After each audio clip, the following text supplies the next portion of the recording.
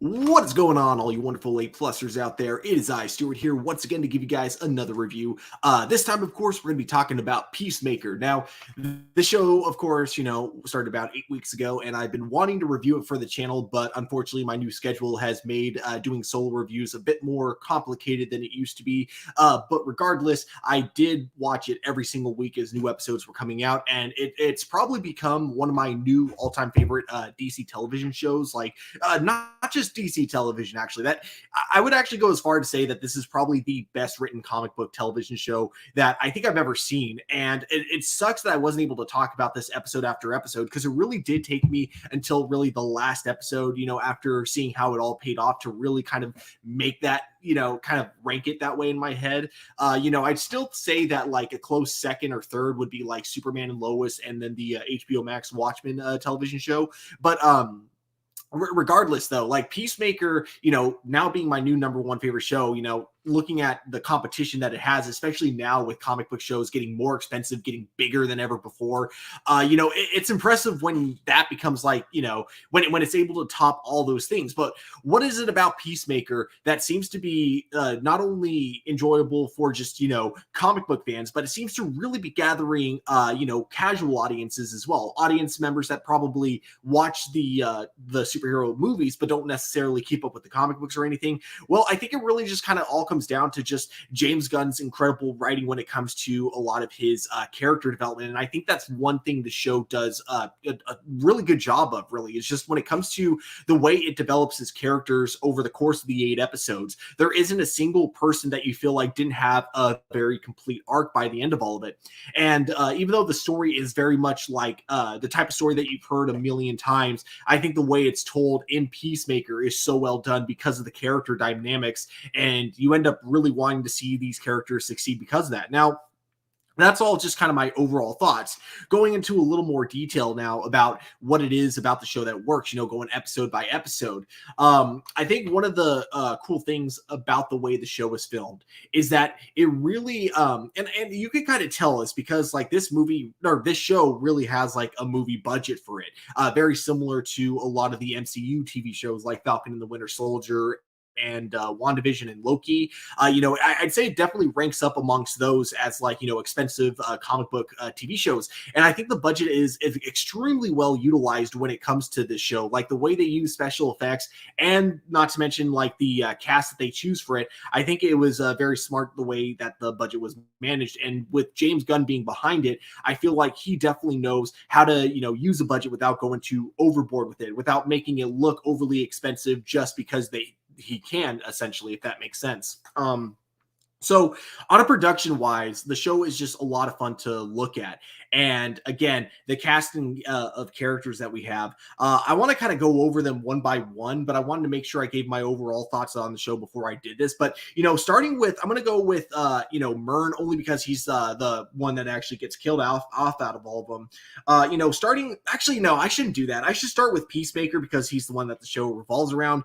But Peacemaker himself as the main character, going into the show, my biggest worry was just he was very not likable in when it came to the movie Suicide Squad. Like you kind of enjoy hating him on screen, but that kind of character usually doesn't work if they're having their own solo TV show because of a couple reasons. One, you either have to completely rewrite the character and suddenly like retcon everything we've already known about him, or two, you end up having to make him unlikable, which means like you'd have to go for an overly comedic edge for that to work. And you would have to go, okay, this whole thing is funny because this guy is evil and he's a piece of crap, and that's what makes it funny. Now, the problem with writing like that is we've seen shows like The Boys where people will watch it, and then you've seen how people can watch a show like The Boys and totally get the complete opposite message of what the show is about. Like, I've seen people think that Homelander is supposed to be a superhero, like a good guy in The Boys.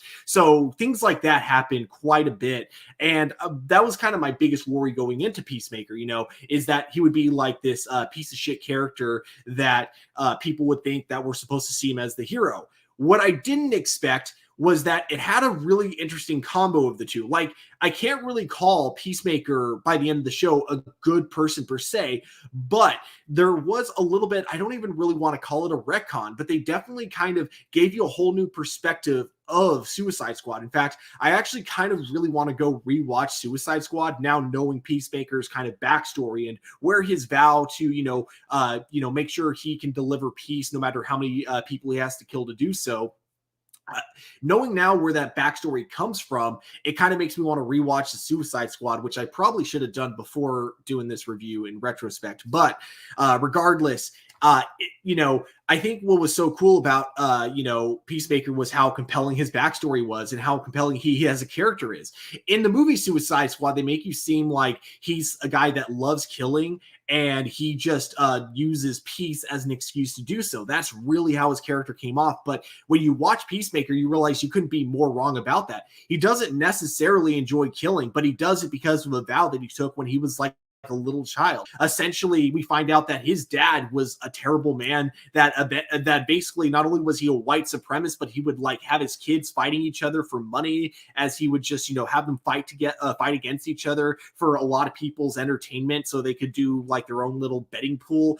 And in doing so, as what happens in fights, Peacemaker ended up accidentally throwing a punch a bit too hard on his brother, and that caused his brother to die. And ever since then, his vow was to make sure that anytime he killed someone, he would do it for a specific purpose. Now, this isn't to justify, why he kills people. The showrunners are never trying to say this is a good vow that he takes, but you definitely see where he's coming from in taking this vow. It's a very hypocritical vow of peace. Obviously killing to make peace is always going to be hypocritical in one way or another, but you definitely see his perspective and you see why in his mind he's doing the right thing. And whether or not he's doing the right thing fully, or whether or not he knows he's doing the right thing, he's doing it because he definitely is sticking to his own moral code.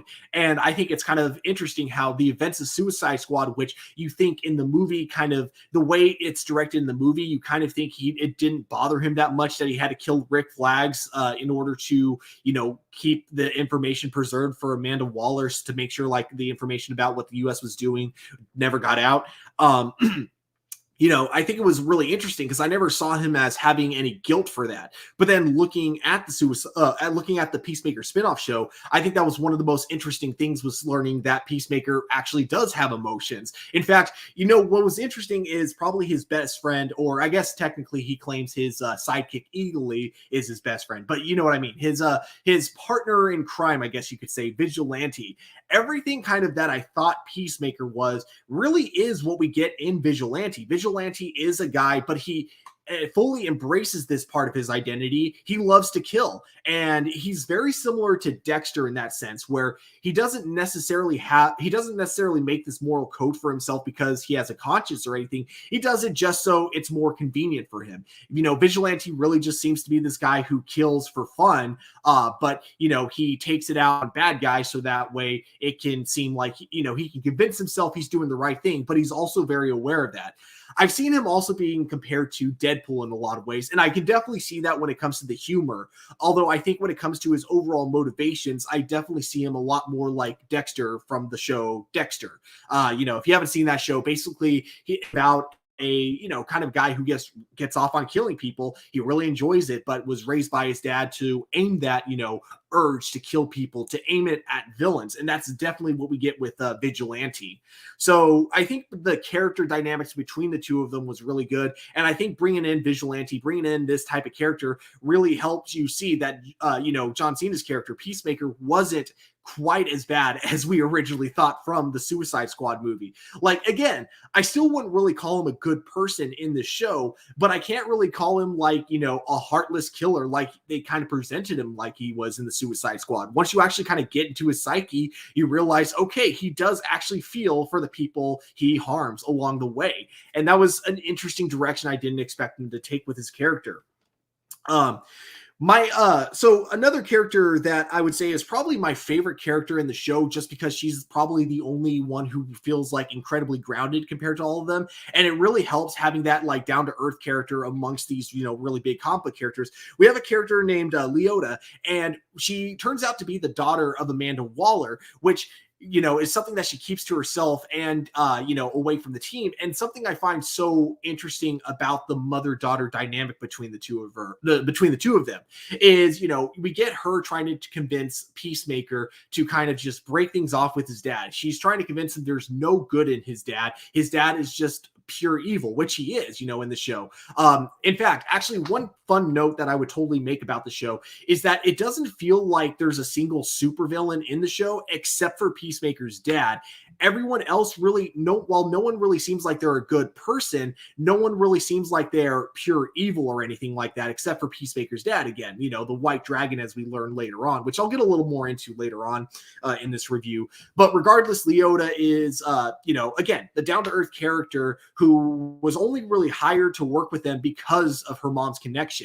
Mom definitely seeing this potential in her that she never really saw in herself. But of course, what I love about this dynamic is how that ends up biting Amanda Waller in the ass at the very end. Leota's whole thing is that she doesn't like killing, but she's also not super afraid to make the kind of harder decisions that don't necessarily involve hurting people directly, but definitely ends up hurting them mentally. Like the biggest thing is, of course, that she is told she's put up to a task of delivering a diary into Peacemaker's trailer when he doesn't know about it. This diary contains basically evidence that Peacemaker was behind the whole thing against the butterflies. Basically, the government's way of being like, oh, we had nothing to do with this. This was all Peacemaker. Arrest him, officers. Our hands are clean. So what I like is that this is something that Leota is okay with because it doesn't involve directly killing someone, but she does realize that, later on at the very end of the show, that whether or not you're killing someone or not, you're still definitely harming someone. Even if the person you're harming isn't necessarily a good person, it doesn't necessarily make it right. So it was definitely a really cool dynamic there. And also, another thing that she'll kind of do, which I thought was kind of interesting that they didn't really play on this as much as they kind of did, is that when it came to Vigilante, it felt like he was the one where the kind of whole group realized he was just a weapon, someone who is really dangerous, but that danger, the dangerous person that he is could be useful when you know how to aim him correctly. And that's kind of what he was. He was just the team's weapon, essentially. And in a way, the way for aiming him for Leota, as she discovers, is he's really easy to manipulate because he's just unfortunately the dumbest person on the team.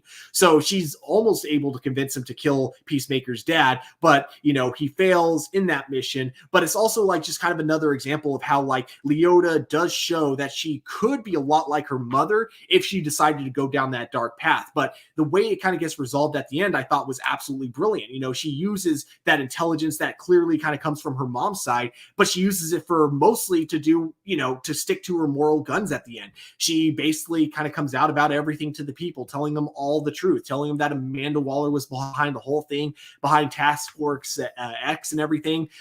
Something that I thought was really funny was when we see Amanda Waller's reaction to this, and you almost have that look on her face, that look that says, I am both pissed off and incredibly proud right now. It's like on one hand, damn, my daughter betrayed me. On the other hand, wow, she did it. She saved the world and put everything back to normal. Like, it's a really, I don't know if that's actually what James Gunn was going for when he directed that scene with Amanda Waller, but that in my headcanon is what I think happened, is that it was that mixture of pride and anger at the very end with her. Now, the other character I'm going to talk about a little bit more is the White Dragon, who I kind of mentioned before as being like the only like person you can call like a villain on the show.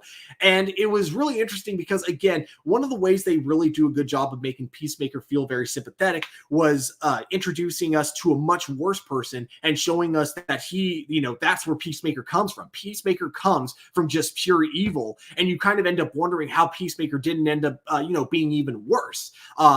And I think like the whole dynamic between him and his dad was so interesting that when it finally kind of came to a conclusion during episode 7, my biggest worry going into episode 8 is I'm just kind of like, okay, I know the butterflies are still there, but really they just killed off the most terrifying person in the entire show. So do I really care that much of what happens in the very last episode? And what's good is that, yeah, I do, because they end up finding a way to even kind of show that in death, he can still be harmful to Peacemaker. He still has a mental scarring that he left on Peacemaker, and it's going to be very interesting to see how that affects him going into season 2 of the show, now that we know that the show is getting renewed. Next character I want to talk about, Hardcore. I really like her. Like, not only is the actress incredibly attractive, but I think like her performance as the character of Hardcore is incredibly well done. And I like that. I like that, even though I kind of like would say Leota is definitely the most grounded out of all of them, I would definitely say she's kind of the straight one of the group, in the sense of she's always just focused on the mission. She's trying to never get too attached to anyone. She always like tries to keep things very, very professional. But like, in the very end, as or not towards the very end of the show, but like, kind of in that middle part as the group kinds of bond, we do kind of see a lot of her humanity kind of slipping out. That kind of vulnerability that you feel like she's always kind of afraid to show to others, because she knows the type of people that she works with, and she's afraid that showing any type of emotion, any type of vulnerability towards them, especially someone like Peacemaker, who already comes off as extremely sexist most of the time, is only going to like really prove to their point. But then towards the end of the series, she realized it really doesn't matter what other people think of her. It doesn't matter if she chooses to be more vulnerable about her emotions, because essentially just being herself is kind of what makes her really strong, if that makes sense. I don't know. I feel like with her, she had like the least amount of development, so it's really hard for me to say everything that worked about her, but I did like her character overall. She was incredibly badass. And then again, I do like how she would slowly open up towards the group towards the very end of the show. And I also really do like how she has, even though it's a very specific moral code that I personally wouldn't agree with, I do like how she has that moral code of just we don't screw over our fellow soldiers. Now, yeah, this leads to a great dynamic between her and Leota, where like Leota very much was able to kind of slide in that Black Lives Matter like kind of line without actually directly saying it. But her response to it, was just the most like messed up kind of answer that you could give, which is like, the only lives that matter are the ones who, we serve with. And, Leota just kind of being like, okay, that's a very, very specific way of looking at it. I can't do that. I think what's great about how different they are is that their ideologies clashing is what kind of helps make both of them better people by the end of the show. Leota very much has a lives matter, but like, what we do, the people we have to screw over in order to preserve lives, doesn't matter as much. Whereas her, she's like, I'd say with Hardcore, it's very much more of a, it really doesn't matter. The only thing that matters is really the mission, and how many people we have to kill to get that mission done doesn't matter. But she thinks the one line that you shouldn't cross is crossing your own fellow soldiers. So, it's again, that dynamic between the two of them, I think, works out really well, and it makes for both of them to become like a really interesting duo, like kind of towards the end. Even though they don't really have that many scenes where it's just the two of them, I think the scenes where it is just the two of them are, extremely well done.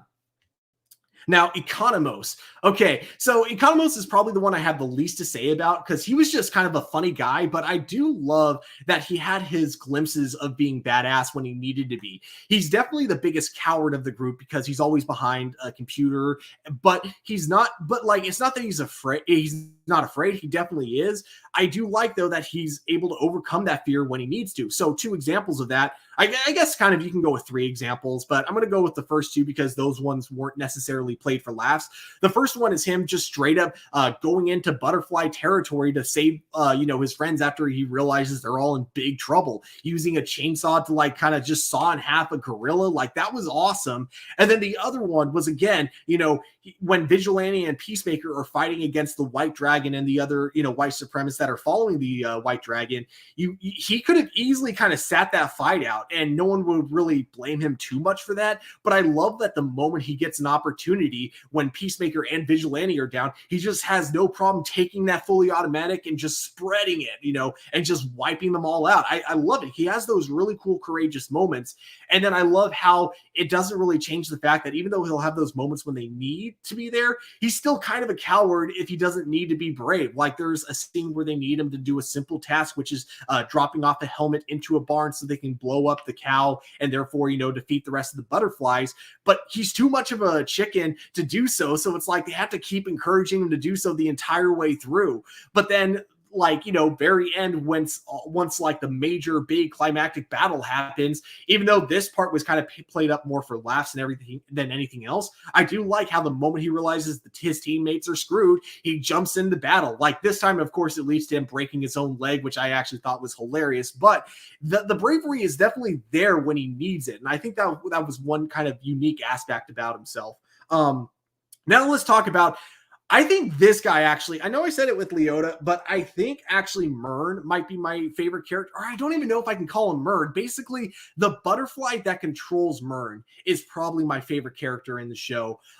Just because, yeah, we find out that the butterflies are these mind controlling aliens. And we know that Mern has been leading this big mission to stop them. Now, we find out towards the end of, I believe it was episode 4 or 5, that he's a butterfly. And then the very next episode, Leota finds out that he's a butterfly as well. But he turns out to be a butterfly that's working against the other butterflies. And there's this small period of time where you're not quite sure who to work for. Logically, you're like, okay, Mern makes the most sense, but then there's like these weird like hints that the butterflies aren't actually evil, even though you see them doing like incredibly evil things. So one example is Judo Master trying to convince Peacemaker that the butterflies aren't what they think. And then another example is, one of the butterflies trying to convince Peacemaker and seemingly being honest about it that they're there for peace, right? Now, with Mern, he kind of gives a one-sided story about it, saying that they're there to invade Earth and that's it. And he took over, Mern's body in order to help stop this invasion from taking forward.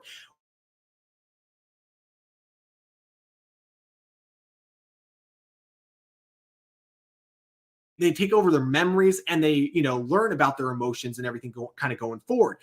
And that was like what I thought was a really cool concept about the butterflies. And we really see it play off with Mern when we find out that the butterfly took over Mern specifically because he was the worst human being that this butterfly could find.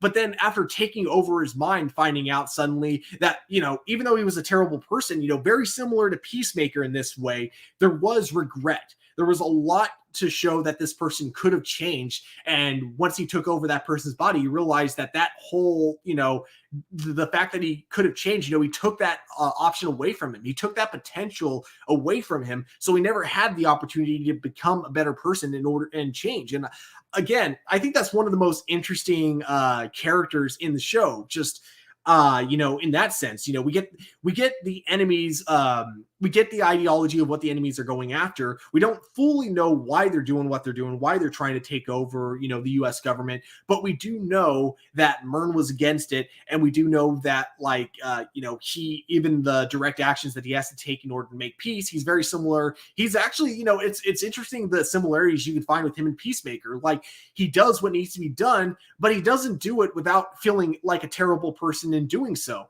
Anytime he's giving an order to Peacemaker or to any of them to take people out, there's always like this sense of regret that you see in his face every time he's doing so. There's also this weird amount of empathy that you see from him. Again, this really comes down to just to how well the actor plays this character. But there was one scene in particular that I really liked where he asked Peacemaker why he hesitated, and Peacemaker is coming up with these BS reasons as to why, he's like, oh, because you didn't put the double piece on my gun. I can't kill people without the double piece. And Mern's just like, totally realizes he's full of absolute crap. But then when kind of the conversation goes further, Peacemaker goes, well, he didn't say why. You get this idea that Mern gets that Peacemaker doesn't want to be a killer anymore. He totally gets that. So it almost, you almost see him feeling really sorry for him and trying to let him know it's okay to be scared. Like just the way he says, as long as that's all, we really need you right now. He at times can be harsh on the entire team, but you realize it really doesn't come from just hatred. It comes from him really just wanting to do what he thinks he can to save the world. And I absolutely love that, almost every order he gives, there's almost like that look of regret after he gives it. Another interesting kind of dynamic with him was with his old partner, but of course not the person, not the butterfly that took over Murn's partner, basically Murn's old partner. And it's interesting when you have that conversation between the two of them. You have Murn being extremely judgmental, but then the guy being really confused on why Murn is being extremely judgmental, because he's just as much of a killer as him. So I really liked that scene in particular, especially when you see the payoff for it at the very end when Murn turns out to be a butterfly. His death was definitely really sad, and I definitely thought like again, I feel like all the characters have an amazing arc at the very end of it, and I think Murn was that perfect character to really bring out everyone's to help people evolve, if that makes sense. He was that perfect centerpiece to kind of make sure everyone could get to where they were towards the end of the series. But yeah, guys, man, talking about the characters now. Now I think that's all I want to say about the characters. Let me go into a couple of my notes real quick to make sure if I can. Okay, here's the main thing that I love about the show, and it's kind of my main thing that I love about just James Gunn in general. He, more than any director I've ever seen, knows so well how to mix comedy and drama together. He knows how to make you laugh and then have another scene where suddenly you're like feeling incredibly sorry for what's going on. And I can't think of another director that can pull it off that well. A lot of times when you do something like that, you risk having a tonal whiplash. One example I can give is the most current Ghostbusters movie. A lot of people weren't really a big fan of how most of the movie seemed to play itself a little bit too straight, and then suddenly at the very end of the movie, once the original Ghostbusters come in, it suddenly kind of plays itself like a slapstick comedy, just like the original Ghostbusters.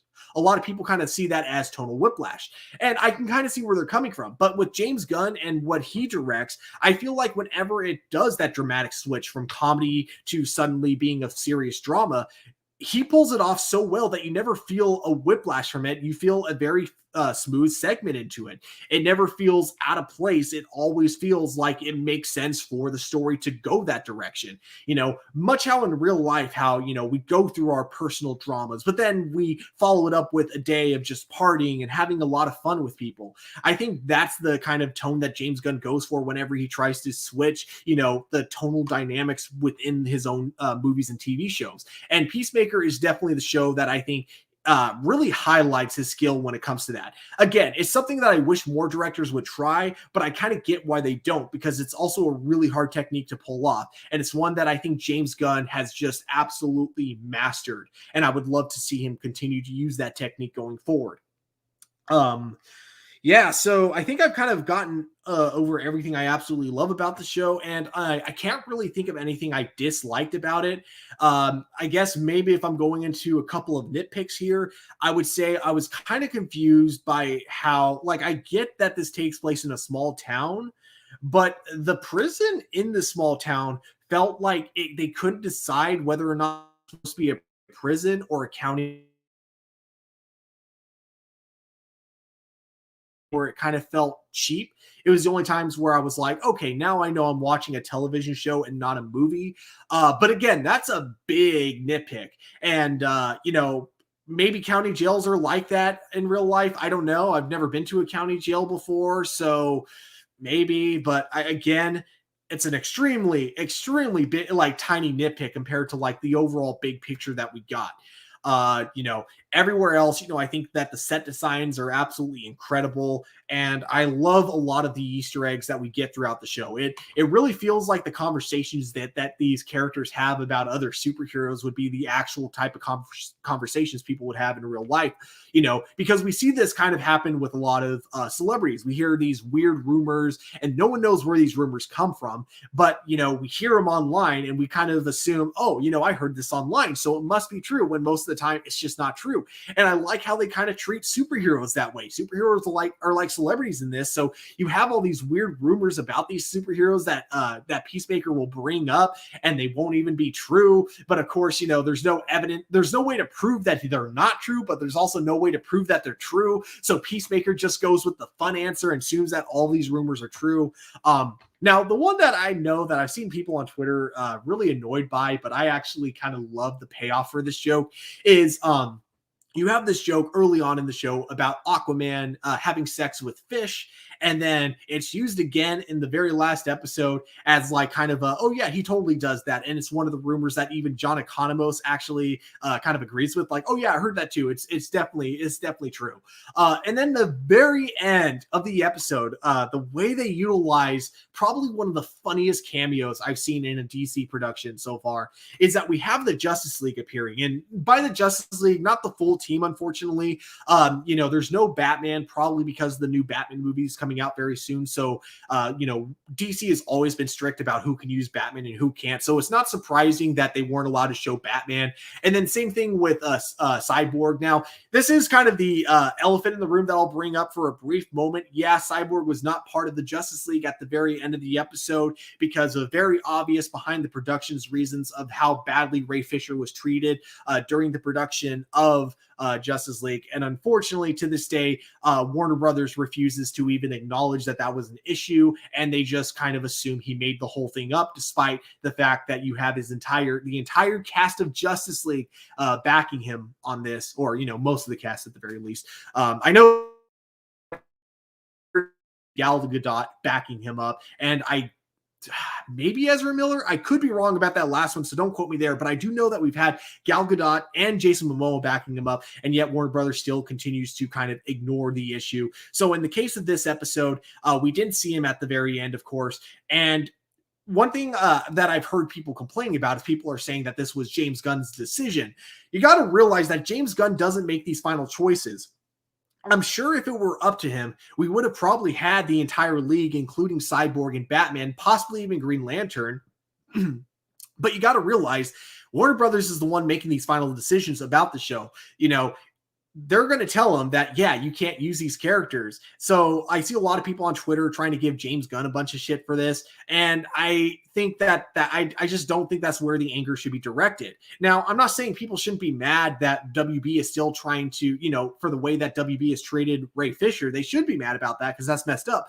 But you got to know who to take that frustration out on. You don't want to harass someone who has absolutely nothing to do with these decisions. So now that I've gotten that little rant out of the way, I can continue on with what I was actually talking about, which was the joke about Aquaman having sex with fish. Anyways, as you might have guessed from what I was saying, we got Ezra Miller and Jason Momoa making a brief cameo within the episode at the very end. And I love you get John Cena making of course, Aquaman having sex with fish joke at Aquaman as he's walking past him, just going, "Go back to having sex with fish, you freak." And then you get Jason Momoa for the first time actually being able to cuss, as Aquaman. Something that I actually really like the idea of, the idea of superheroes being able to cuss as long as they're in an R-rated show that's not their own property. I think that's a good way to do it. But he's like, I'm so fucking sick of this rumor. And then you have Barry being like, I don't think that's a rumor. And then, Aquaman being like, fuck you, Barry.